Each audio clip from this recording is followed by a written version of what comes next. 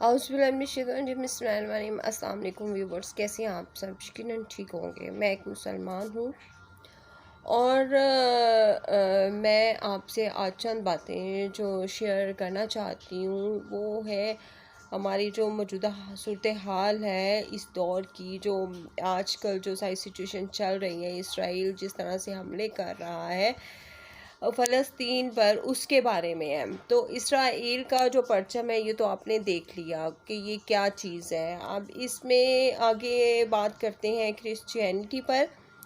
तो क्रिश्चियनिटी जो है वो यहूद और नसारा, कुरान पाक में जो ज़िक्र है इन दोनों का इकट्ठा हर जगह पे मौजूद है। आप वो कुरान पाक को खोल के देख लें, यहूद और नसारा कुरान पाक में बार बार ज़िक्र आया है इकट्ठे, कि ये दोनों जो है एक दूसरे के लिए एक दूसरे के साथ चलते हैं, मतलब के हेल्प करते हैं, एक दूसरे की मदद करते हैं।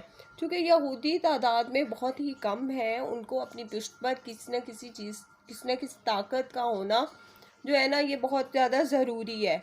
तो यहूदी चूँकि अकेले जो हैं वो चंद गिनती में हैं, तो वो मुकाबले जो है मुसलमानों से नहीं कर सकते।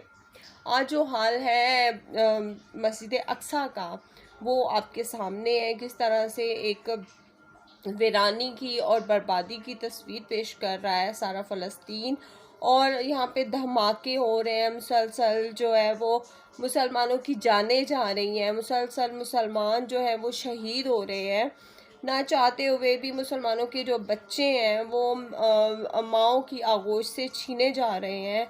और यहूदी जो है वो लेकर चले जाते हैं, उनको अरेस्ट कर लेते हैं जो भी वहाँ पे एहतजाज करता है।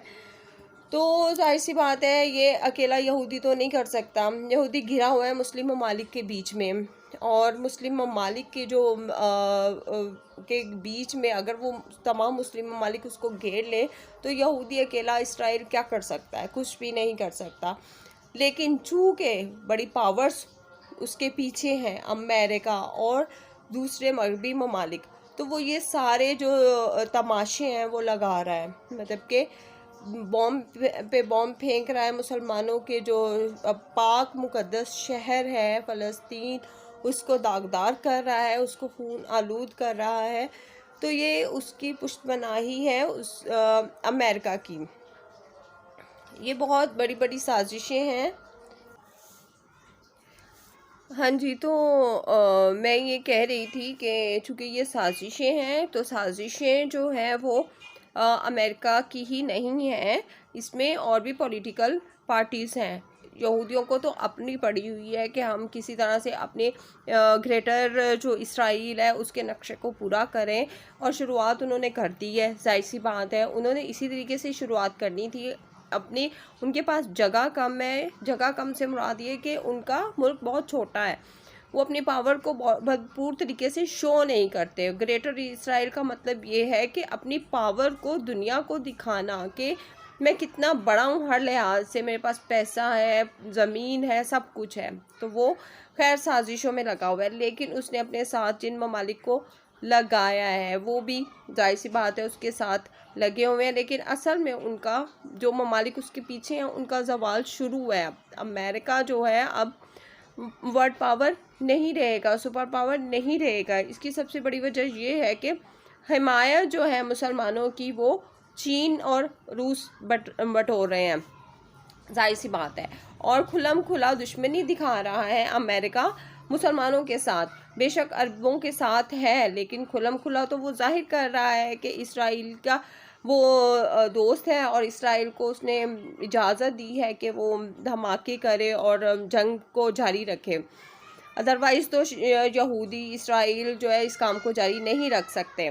अच्छा, दूसरी तरफ बात आ जाती है पाकिस्तान की। तो पाकिस्तान जो है वो एक ख़तरनाक उनके लिए एक जगह है जहाँ जो कि उनके लिए एक बहुत बुरी साबित हो सकती है एटॉमिक पावर के हिसाब से। अगर देखा जाए तो वो उनके लिए ख़तरनाक साबित हो सकती है, लेकिन फ़िलहाल वो उसको इतना ज़्यादा ख़तरनाक समझ नहीं रहे।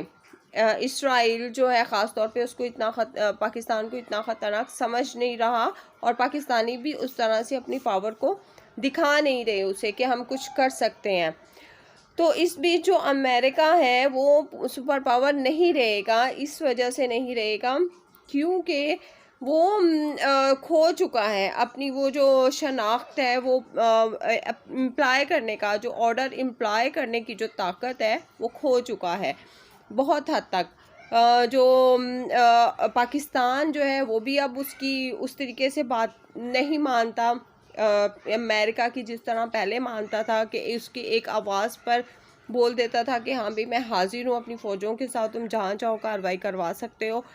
इसी तरह से ईरान है, इसी तरह से दूसरे मुसलमान मालिक हैं और कुछ गैर मुस्लिम मालिक भी हैं जो कि पूरी तरह से अमेरिका को सपोर्ट नहीं कर रहे।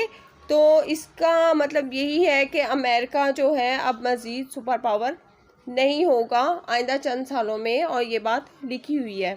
तो सबसे बड़ी बात तो ये है कि अल्लाह ताला इसराइल को हिदायत दे और अमेरिका को हिदायत दे। ये लोग एक दिन देख लेंगे कि अल्लाह ही सुपर पावर है और वो इन सबको नेस्तो नाबूद कर देगा।